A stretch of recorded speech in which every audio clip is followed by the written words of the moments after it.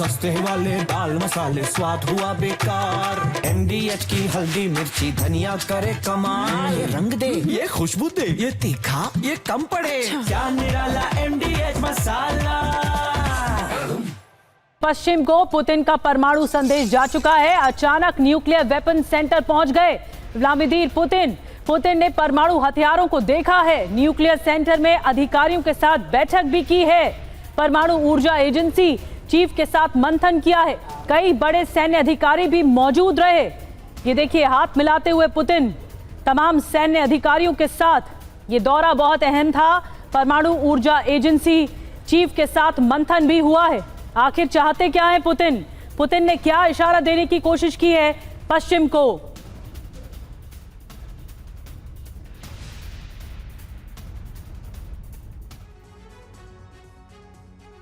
तो nuclear centre में Putin महाविनाश का काउंटडाउन, क्या वाकई न्यूक्लियर जंग तक पहुंच जाएगी ये पूरी जंग? बड़ी खबर क्या है, पहले ये जानिए। ट्रंप की हमले वाली धमकी के बाद पुतिन का ये एटमी जवाब और फेडरल न्यूक्लियर वेपन सेंटर में पुतिन की ये सीक्रेट मीटिंग। न्यूक्लियर सेंटर में पुतिन ने हथियारों की जानकारी ली। रूस का न्यूक्लियर वेपन सेंटर सारोव शहर में रूस का सबसे बड़ा एटमी वेपन सेंटर है। दुनिया के सबसे घातक परमाणु हथियारों का निर्माण यहां होता है। पुतिन के साथ कौन कौन रहा आपको बता रहे हैं। परमाणु ऊर्जा एजेंसी के चीफ पुतिन के साथ रहे। सीनियर जनरल वालेरी गेरासिमोव भी साथ रहे। डेप्यूटी प्रधानमंत्री डेप्यूटी पीएम डेनिस मंटुरोव रहे। वजह क्या है पुतिन का ऐसा पहुंचना अचानक से? ट्रंप के आक्रमणकारी वाले बयान के बाद एटमी चेतावनी है। ट्रंप ने कहा था कि आक्रमणकारी पर हमले के बिना जीतना मुश्किल है। बिल्कुल, और इस बीच जो तस्वीरें आई हैं उसी ने बहुत सारे सवाल खड़े किए हैं। पुतिन की परमाणु तैयारी, और ये तैयारी कितनी घातक है इसे भी समझिए। किस तरह से पुतिन यहां पर नजर आए। ये दो तस्वीरें हम आपको दिखा रहे हैं, 18 अगस्त की और 23 अगस्त की। ये तस्वीरें आप देखिए किस तरीके से अपने न्यूक्लियर फैसिलिटीज का वो दौरा कर रहे हैं, बैठ के ले रहे हैं। और यही संकेत अपने आप में दे रहा है कि बातचीत चाहे जो भी कर रहे हो पुतिन, तैयारी अलग लेवल की कर रहे हैं। और वो शायद ये समझते हैं कि आने वाले दिनों में खतरा क्या है और खतरा कितना बड़ा है। तो कुछ बड़ी बातें देखिए। वॉशिंगटन वार्ता के 120 घंटे बाद न्यूक्लियर सेंटर में पुतिन नजर आते हैं। ये अपने आप में एक संदेश। 18 अगस्त को ट्रंप ने ज़ेलेंस्की यूरोपीय नेताओं से मीटिंग की थी और उस मीटिंग के बाद ही ये तस्वीरें आई हैं। बैठक के बीच ही ट्रंप ने पुतिन से फोन पर बात भी की थी और बहुत सारी बातें कही भी थी इस बातचीत को लेकर। 5 दिन बाद ही पुतिन ने न्यूक्लियर वेपन सेंटर में मंथन किया, वहां का दौरा किया। तो सवाल क्या है, क्या ट्रंप के नेतृत्व में शांति वार्ता फेल हो गई है? क्या यूक्रेन युद्ध का विस्तार एटमी जंग है? वजह भी इसकी समझते हैं कि क्या ट्रंप के नेतृत्व में शांति वार्ता जो फेल हुई है उसके बाद ट्रंप का रुख जो है वो आक्रामक हो गया, और वही उसका रिएक्शन जो है पुतिन ने इन तस्वीरों के जरिए दिया है। यूक्रेन को सुरक्षा गारंटी की बात से क्या पुतिन भड़क गए हैं?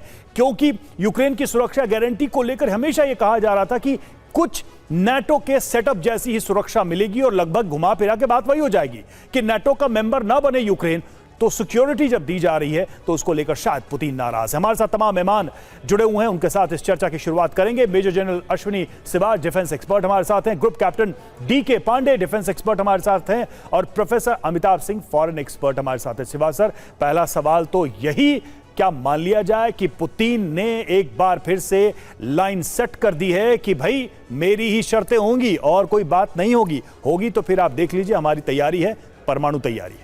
हाँ बिल्कुल, ये सच्चाई है रवि कि न्यूक्लियर हथियार जो हैं these are not weapon of war, they are weapon of deterrence. और मुझे लगता है एक प्रेशर टैक्टिस है पुतिन की, ये दिखाने के लिए डोनाल्ड ट्रंप को कि रूस हर तरफ से तैयार है। अब ये सोचना कि क्या ये जो प्रतिक्रिया शुरू हुई थी आपस में बातचीत की, क्या ये फेल होगी है, मुझे लगता है वो थोड़ा सा प्रीमेच्योर होगा, क्योंकि अभी भी चाहेंगे कि बातचीत हो और कोई ना कोई हल निकले। और वो क्या होगी कि अभी पुतिन के बीच में और ज़ेलेंस्की के बीच में बातचीत की दौर के लिए बात हो रही थी कि कहीं न्यूट्रल लोकेशन में हो। अब वो होगी या नहीं होगी तो समय बताएगा। मगर एक चीज़ है, अगर बातचीत नहीं फ्रूटफुल होती या नहीं होती, तो फिर आप देखना इस लड़ाई का दायरा बढ़ेगा और ये लड़ाई भयानक होगी।